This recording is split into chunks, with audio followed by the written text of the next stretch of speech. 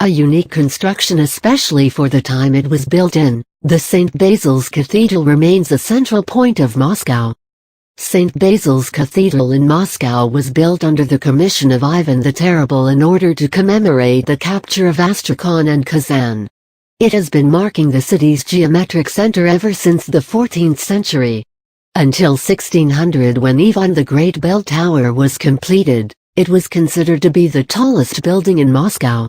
Known as either the Trinity Church or the Trinity Cathedral, the initial building was made of 8 side churches that were arranged around the 9th church. In 1588 the 10th church was raised in order to venerate a local saint called Vasily, Basil. Because it was perceived later on, that is in the 16th and 17th centuries, as an earthly image from the heavenly Jerusalem, it was also known as the allegorical image of the Jerusalem Temple. The building was designed into the shape of bonfire flames rising towards the sky. There is no other such building in Russian architecture. There can be found no other similar building throughout the whole millennium of Byzantine traditions. During the time of the Soviet Union, the cathedral has fallen prey to state atheism. Thus, it was confiscated from the Russian Orthodox community and it was used as a division of the State Historical Museum starting from 1928. The cathedral was forcefully and entirely secularized later on, in 1929. Nowadays, it is still a Russian Federation property, and has become part of the Red Square UNESCO World Heritage Site since 1990. The Trinity Church marked the center of the marketplace, and it was built of the same type of white stone as Dmitry Donskoy's Kremlin and its cathedrals. To celebrate each victory of the Russo-Kazan War, Tsar Ivan IV built a wooden memorial church next to Trinity Church's walls. There is a sketch report in the Chronicle of Nikon, saying that during the autumn of 1554, Ivan the Terrible gave order to erect a wooden church of intercession on the very same site. Then in 1555, Ivan commissioned the construction of another stone cathedral on the Trinity Church's site, which was meant to commemorate his war campaigns. At that time, it was a huge novelty to dedicate a church to a military victory.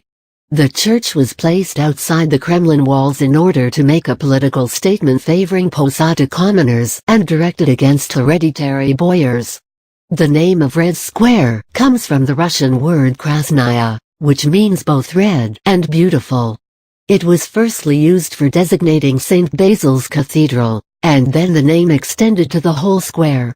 Moscow is not the only Russian city owning a red square. There are several other Russian cities in which the main squares are also called Red Square. The architecture of the building and the multitude of its colors make it a universally valuable monument, unique and without equivalent in the whole world.